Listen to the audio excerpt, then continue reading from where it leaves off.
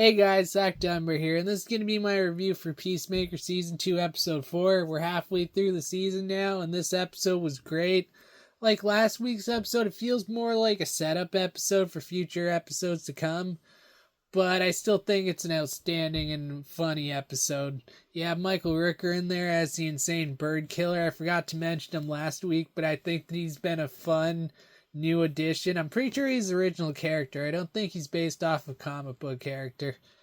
But yeah, don't underestimate James Gunn, and having a new unique character is really fun. It's fun how they gave Eagly his own arch nemesis. I don't think the show has the balls to kill off Eagly. I don't, but you never know. Michael Rooker, at the end of the episode, he does this weird black magic thing where he starts seeing Eagly flying, and I'm like, oh shit, they actually gave this guy some magical powers. I didn't see that coming. He seemed like just a crazy guy with a gun at first, but you see him in the forest doing this weird voodoo hoodoo dance. And yeah, it's pretty fun. It's like Michael Rooker is one of those actors that you can put him in anything and it'll be a standout performance, and this episode proved it. Something that I didn't see coming was this episode explained how Peacemaker's father discovered the interdimensional doorway, which I thought was pretty cool. You get to see him kill an alien, which I thought was interesting. This episode does a great job reminding you, yeah, Chris's father was a complete racist scumbag, and who Chris tried to defend the alien, but of course his dad hits him and shoots the alien anyway. It's a cool reminder that his dad was a complete piece of shit. This isn't his father from the other dimension who's a hero. This guy was a hardcore villain, and this episode reminded us of that.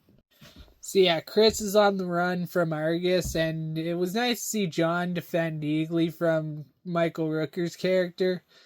And yeah, near the end of the episode where Rick Flag Sr. says I don't trust him, take away his phone. John is probably having the worst possible time. He's with a group of agents. He doesn't want to be there, but they said that they'll fire him if he leaves. Yeah, I don't think John's going to have his job much longer, but you never know. You got to see Rick Flag Sr. visit Hardcore and tell her that she wants her job with Argus back to bring in Peacemaker. So now John's working with Argus against Peacemaker. Now Hardcore's working with Argus against Peacemaker. Everyone's working against Peacemaker except Adebayo and Adrian, which I think is cool. The season's getting intense because Peacemaker's on the run. He doesn't know where to go. He messaged Hardcore, but Hardcore's lowering him into a trap. And yeah, I'm curious to see how Chris juggles there being two Hardcores, but right now the Hardcore from our dimension's in a bit of a tight spot. She doesn't want to bring in Chris, but she doesn't have a choice. And yeah, John's there. He doesn't have a choice. Rick Flag Sr. has so far been the villain of the season, which I don't blame him because Peacemaker did murder his son, so I can understand having a little bit of hatred towards Peacemaker, but yeah, this season's doing a great job hyping up other future episodes. So yeah, this episode probably isn't my favorite episode of the season. This is probably one of the weaker episodes we've seen, but it's still a great episode nonetheless, and yeah.